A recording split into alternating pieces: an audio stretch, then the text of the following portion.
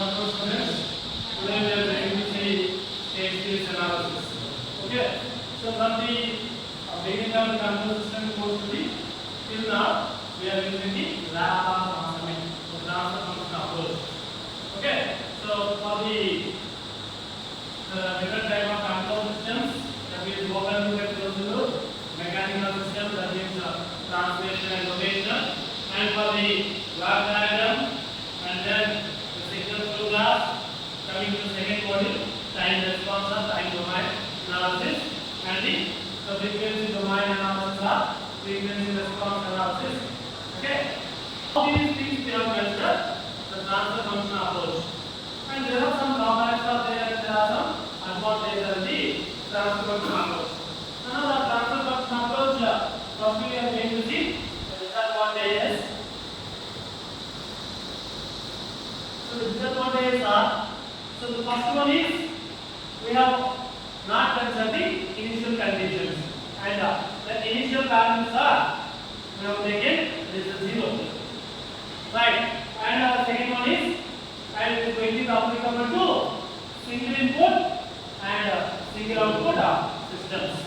So if you want to see the response analysis of the multiple input and multiple output system, so it is very difficult in the case of transfer function approach. And so this is going to be applicable to both the linear time invariant systems. The transfer function approach is applicable to only LTI system. So whereas if you want to use the transfer function approach for the linear time invariant, non-linear, and different type of systems, it is very difficult.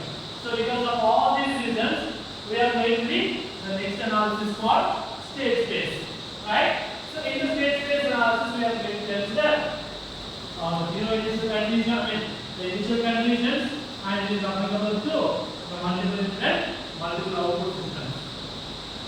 Here in that we are going to see that there are different three models are there. One is the physical system, and second one is phase variable, and third one is the transfer function approach. Okay, so in the last class we have seen the physical system. That means in the physical system we are going to have the physical elements like resistor, inductor, capacitor, voltage source, right? So these are physically visible, that's why we call it as a physical system. Now the second one is the system can be represented by using a nth order differential equation. Because system is represented in the form of differential equation. So that is called phase variable method. That is called phase variable method. Now let us consider a nth order differential equation. So let us take d power n y by dt power n plus a1 d power n minus 1 y by dt power n minus 1 plus a2 d power n minus 2 y by dt power n minus 2 plus and so on an y is equal to u. So these are differential equation. Let us consider.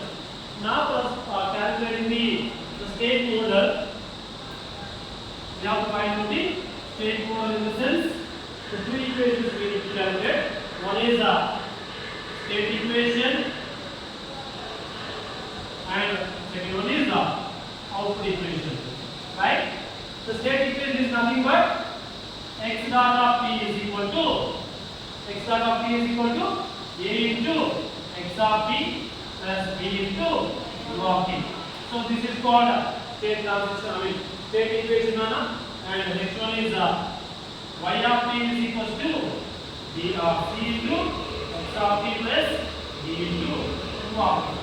Now for this differential equation, we have to calculate the state equation as well as the output equation. Now how to proceed in this one? So the x of t is nothing but state variable matrix, and u of t is nothing but input matrix, right? So here the number of state variables is equal to the number of state variables is equal to, there is nothing but order. So whatever the differential equation is given.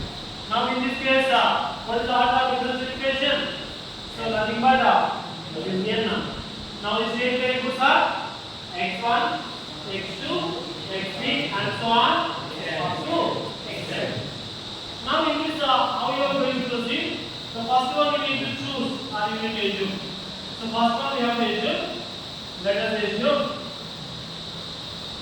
The first one as x1 is equal to y1. x1 is equal to y. And for the next one, for the remaining x2 and x1. So the previous one, differential equation. So the x1 you are going to take as after whatever the variable is given by.